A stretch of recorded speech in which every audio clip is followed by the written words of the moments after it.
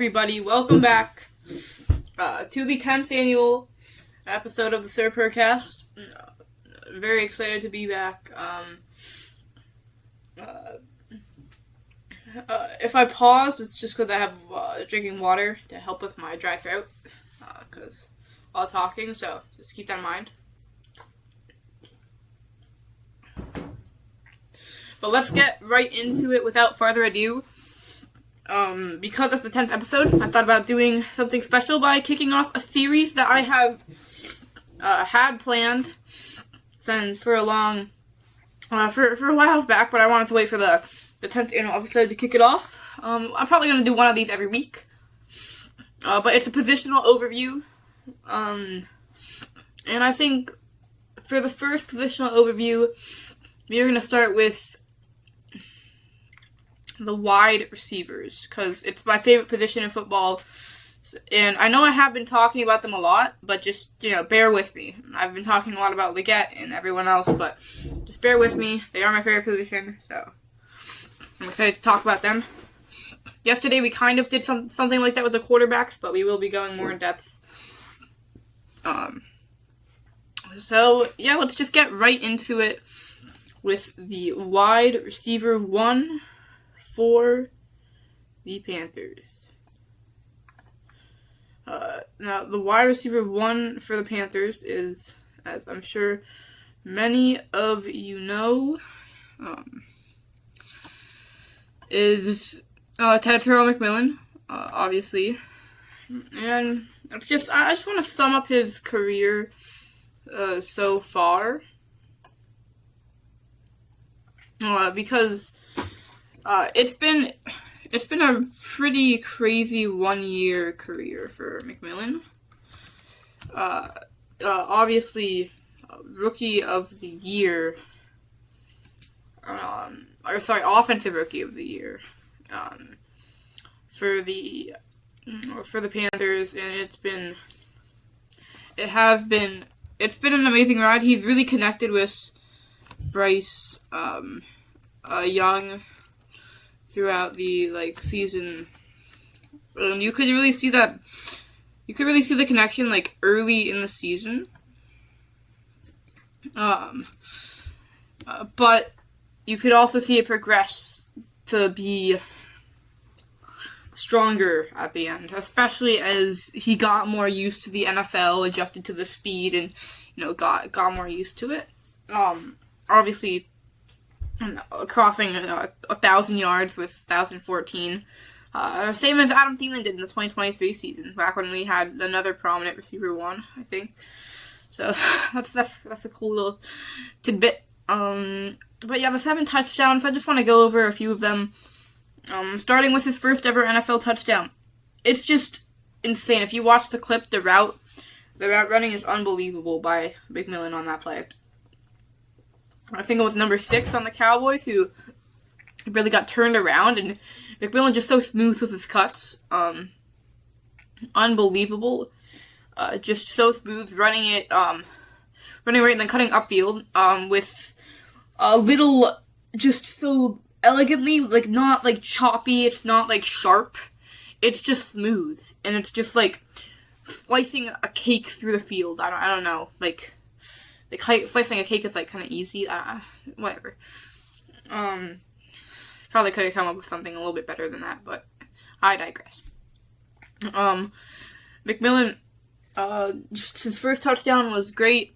His second one, same game, was honestly, it was also a good touchdown. It wasn't as impressive as his first, but he just did a good job finding space and creating an area for Young to hit him, him being in distress.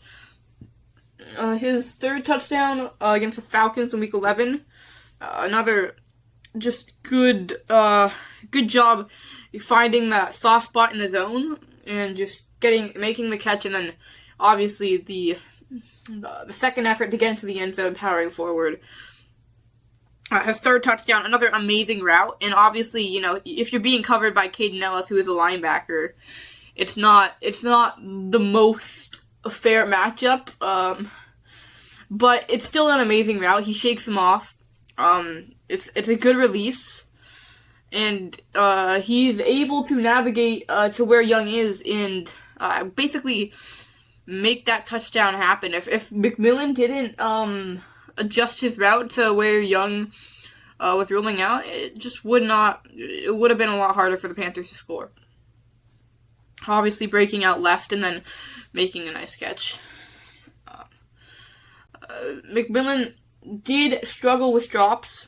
It's not what we have. It's not uncommon. The only receiver that really hasn't struggled with drops has been Jalen Coker, which is more on him later.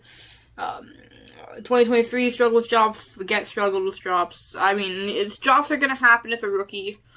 Different ball speed, different ball placement. It's just going to happen. Like I said, getting back to his fifth touchdown against the... that's right. Fifth touchdown against the Niners. I mean, this is just all speed and just... I think miscommunication by the 49ers secondary, for sure, and a perfect ball by Bryce Young. Just down the field, up the seam. I mean, not very complicated, but just very well executed. His sixth... I mean, I don't have much to say on McMillan. It was a good route, just a way to accelerate, and get the top speed really quickly on that, and just create separation with his speed, but this was really all the throw. I mean, Bryce Young could not have thrown a better pass. If you, paused time and placed it in his hands, you could not have thrown a better pass. It's unbelievable job by Bryce on that play. And really same with his seventh touchdown against the Bucs in Week 16. It really was just a perfectly placed ball. And McMillan had a really, really good job. I mean, obviously, I think a lot of fans and a lot of players and a lot of people in that stadium knew where the ball was going. And McMillan, obviously, I think it was Dean, the cornerback for the Bucs, number 35. Dean, maybe. Obviously, he was expecting McMillan to go to the end zone with 7 seconds remaining, take an end zone shot. But McMillan still figured out McMillan still got past him and was able to get behind the corner and make the catch for the touchdown. It's unbelievable. It gave the Panthers the lead. A big momentum shift. That's for sure. McMillan was very reliable for Bryce in his rookie year. Just unbelievable player. Great job run after the catch. The 2 plays against the Cardinals and the play against the Falcons are the ones that come to mind. Very soft hands from a receiver standpoint. And he's physical. Obviously 6'4", very tall. Can get up there. He's just a physical player. At 6'4", it's insane that he can run such crisp and smooth routes. But he can, and he's able to get a lot of production on over-the-middle routes that just eat up the field. And I think we're going to see a big leap for McMillan. I think his and Bryce connection is just only going to grow as they did across the season. I think it's going to grow and continue into the offseason.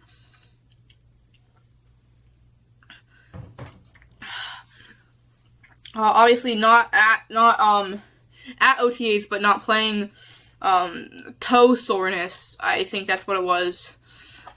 But he will, without a question, unless something else comes up, be back for training camp, which is when it really all comes together. But yeah, I think he's just going to continue to improve, perfect his game. I feel like the drops are going to go away, just him being used to the NFL. It did kind of go away later in the season. And he's just playing with a lot of confidence. I think him and Bryce really have a connection.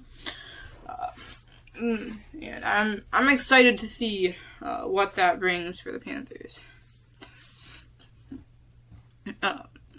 Next on the list is... I'm going to talk about John Mechie.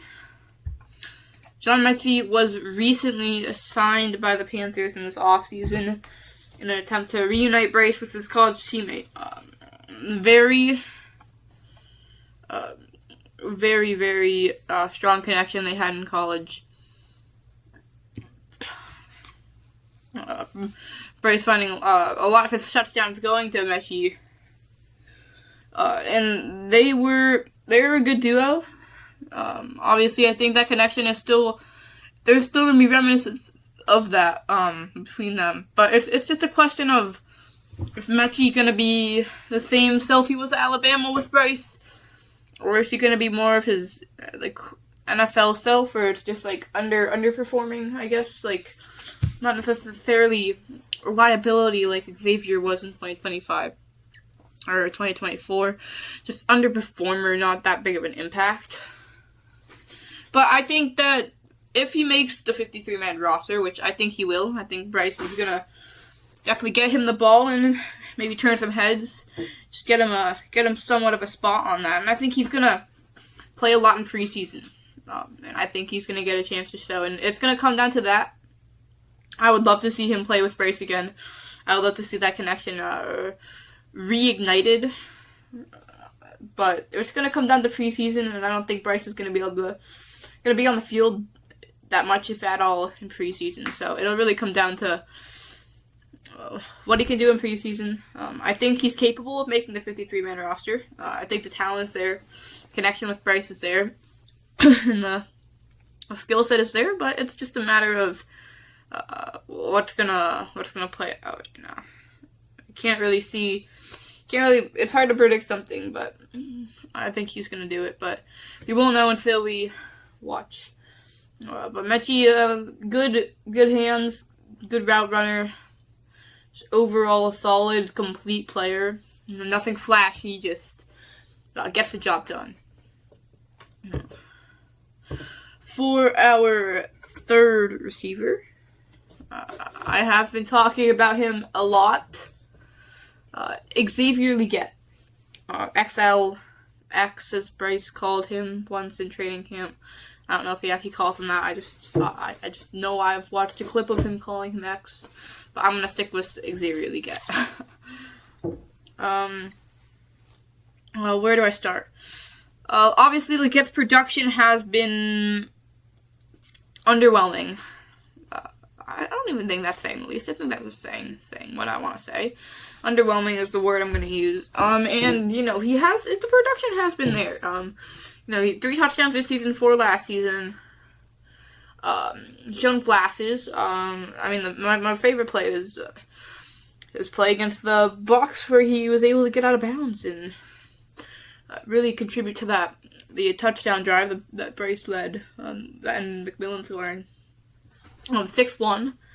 All of the Panthers players, all the top 4 receivers. I don't know where Chris Bradley's gonna be on the depth chart right now, but as far as I want to say, top 5. I don't think I'm gonna give Bradley the edge over Jimmy Horn yet, because we'll go with top 4, because Bradley definitely is probably gonna be number 4. But I digress. Definitely the shortest, but still very tall. Very big, another physical, very quick receiver. His route running has not been the sharpest compared to someone like McMillan or Coker. But he has been able to make separation in some cases. But I see XL moving way quicker, way faster. He dropped weight, he lost weight over the offseason. He's looking much skinnier, looking much more agile, looking way quicker off of release, at the top of his route, really accelerating there. Moves more with confidence, has more of a direction, and I think that, especially with McMillan not practicing, Bryce is going to get a better chance to develop with Legette and continue to build that relationship.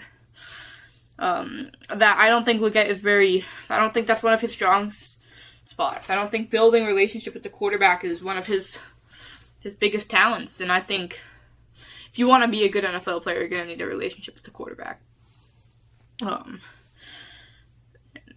But I think Legette's going to be good this year. think you gotta watch out for him. It's gonna be tough to guard this top 3 Panthers trio. But yeah, he has a skill set, the speed. The drops are still a question. The effort and the route running, I don't think is in question anymore. The routes look a lot smoother and crisp. The effort looks there, more of a direction, more of a want to win, want to be out there. It took a couple of years, but that's fine. I think the effort and route running is in question. The drops, again, it's still unknown. Like, you can't really predict that, just based on what you see in OTAs. But if the effort's there, and just obviously, he's putting in the time outside of just OTAs, taking care of his body, obviously, like I mentioned, losing weight, I think it's going to be a lot cleaner of a year for Xavier. Moving on to our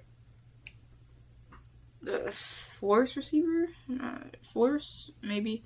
Okay, Jimmy Horn Jr. When you think of Jimmy Horn, you either think of two things.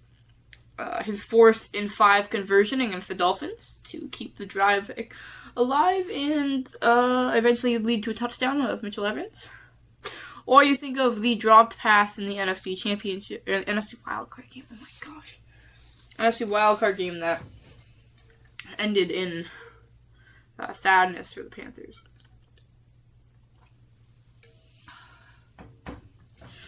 But I'm going to continue to look at the positive.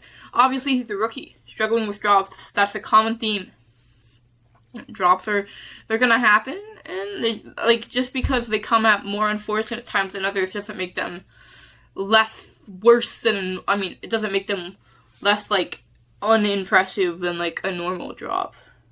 It's just that it, costs the Panthers more than it normally would.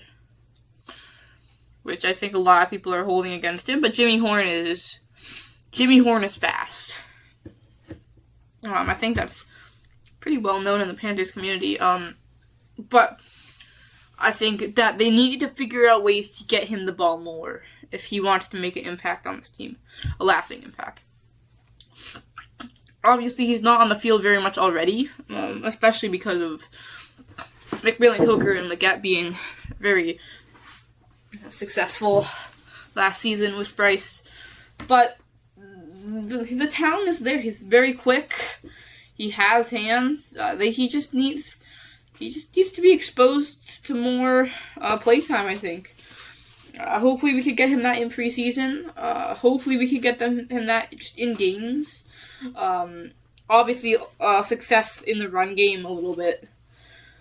I know he had some jet sweeps here or there, but the big one, the 25-yard gain versus the Bucs in the opening drive. Big tone setter. But yeah, he's very quick. Gets to the outside very easily. His route running, I haven't noticed anything off the charts from it. Obviously, he's definitely the smallest receiver the Panthers have. Or at least one of them. Compared to all the 6-foot giants they have.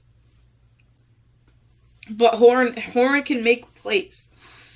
He's a playmaker. He's... Just get him in space. The Cowboys game against their opening half drive. Nice game there. But I think we need to figure out a way to get him the ball in space. Kind of what we did with Amir Smith-Marset in the 2023 season. Where it's just screen passes, short little routes. And I think Jimmy Horn also, Jimmy Horn Jr., by the way, I am saying Jimmy Horn, and that is on purpose. But just know that his name is Jimmy Horn Jr., if you're ever gonna say that for real. But yeah, just get on the ball in space. Give him the ability to run, which I think he does well. And the big issue with the drop I noticed is just he got a little too excited. He didn't fully concentrate on the catch, and he started moving upfield too fast before the catch was fully secured, and that ended up costing the Panthers. But he's just a very electric player. Moving on to our second to last receiver I'm going to talk about. Panthers' new draftee, Chris Brazzell. My, oh my. I have a lot of stuff to say about Brazzell. So I think I'm going to get it started off with why the Panthers drafted him. So we've seen, I don't know if you guys watched the Panthers Blueprint that came out yesterday, but if you haven't, I really recommend it. It's a great video. It's a great insight on the draft, and if you did, you'll probably understand the reference of Hecht Wheatley, or Lee Hecht Wheatley. You'll probably understand the reference of that. Yeah. Chris Brathwaite. So I'm just getting lost. I feel like I do that normally. Anyways, I'm doing it again. Chris Brazel, Jacob Canales really praised not only his ability to track the ball at the catch point, especially because he's a very downfield receiver, very fast, 6'4", like McMillan again. But he praised his ability his balance, to stay on his feet at the catch point, and then take it to the end zone. He really praised that. He also said, this is a direct quote, that's the ability to take the top off the defense, which I really like. We haven't really had anyone like that. McMillan could do that, but it's really Brazel who has more of the skill set to do that, with his speed and his height and just his ability to go down there and get the ball. It's very highlight reel player. He's been looking good in OTAs. Bryce Young was throwing him a couple passes. His hands, from as far as I know, are sure. He's a good route runner.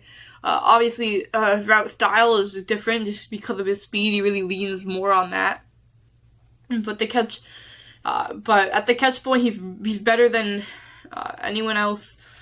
His ability to track the ball downfield and just make the catch, which as a receiver is a very hard catch to make. You always look at the leaping grabs or like the extended grabs, and honestly, as a receiver, the passes where it's just going over your shoulder and there's just a point where you just can't. It's hard to track. Brazel's really good at just continuing to track the ball and being reliable at coming down with those balls that are the over-the-shoulder, down-the-field passes.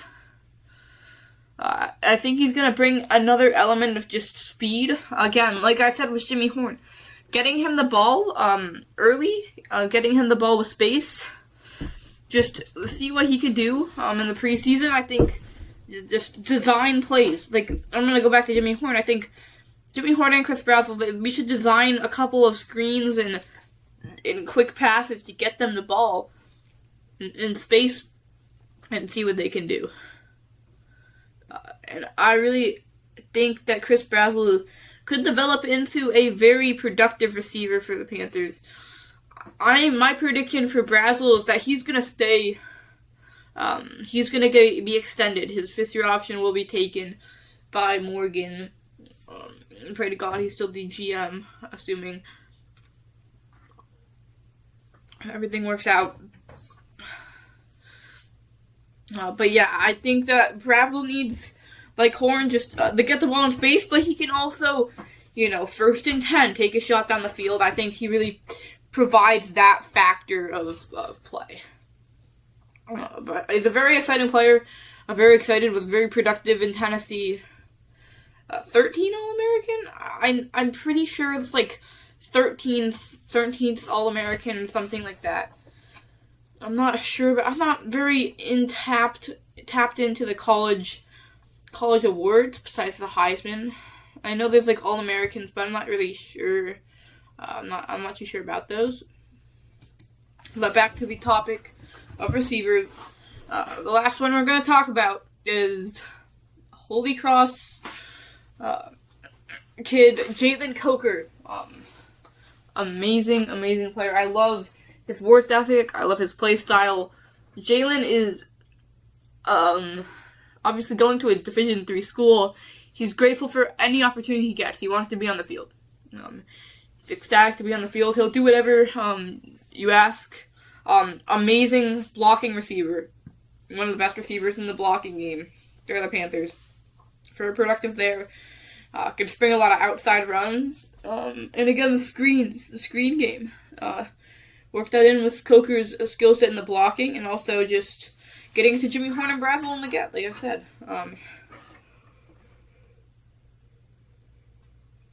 I think Coker is definitely the most sure-handed guy on the Panthers. I think he has the best hands. I think he has a very good work ethic, very good route running, very good at getting open. Just finding the soft spots in the zone, knowing, just how to get open, just beating his man and, just being someone for Bryce to throw the ball to. His ability to stay with Bryce as he's extending the plays and be a dump off option, or just someone that he's going with Bryce when he's scrambling or rolling out. It's just his amazing talent there. Another 6'2" guy. I just do not have enough praise for Jalen Coker. I'm a big fan of his. I really love his work. Again, I think he has the best hands on the team, or just most reliable. Very physical, like I said. Doesn't go down easily. That's one thing. Doesn't go down easily. That kind of... It's a big receiver, big body. And is confident at the catch point. I'm sure many of you guys know about the Rams catch where he's, hung onto the ball, endures hits like that, just able to catch. And just Bryce and Coker have another amazing relationship and connection there. 3 deep balls, the one in the Bucs game, the one in the Saints game, and the one in the Rams game. Just all perfect passes and all just Bryce trusting Coker. I know in the Saints throw, if you look back, when Bryce Young released the ball, Coker wasn't even open. Coker was in double coverage. The safety over top and the cornerback behind, and Coker wasn't open, but Bryce Young threw the ball with anticipation, and he threw it in trust that Coker would get open, and Coker inevitably did, and it was a perfect pass. And a great job by Coker.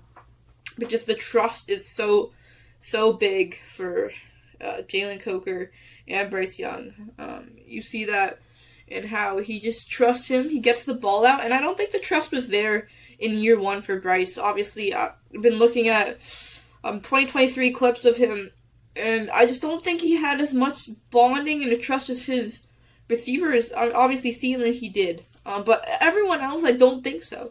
And it's great that Bryce has 2 receivers that he can really trust in Coker and McMillan. And then everyone else, he trusts them to make the tough catches, take the big hits. It's just amazing. Coker, again, not enough praise. Very smart, very adaptable.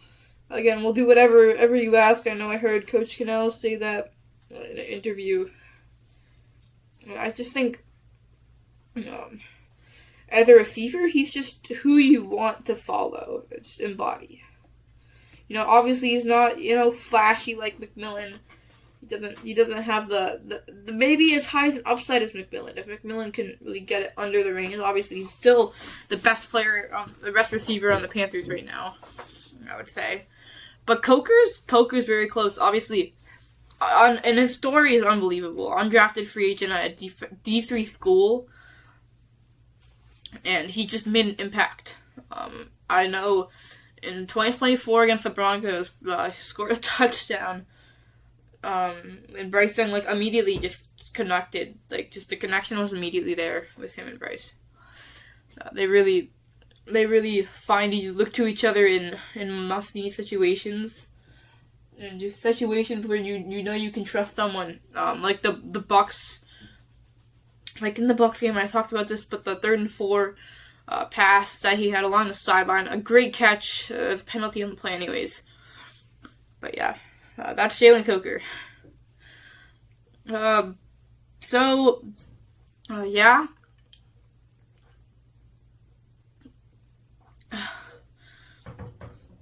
I don't think there's much left to talk about with the receivers, obviously, there were definitely some receivers I missed that, I could have gone over, but maybe I will in a future episode.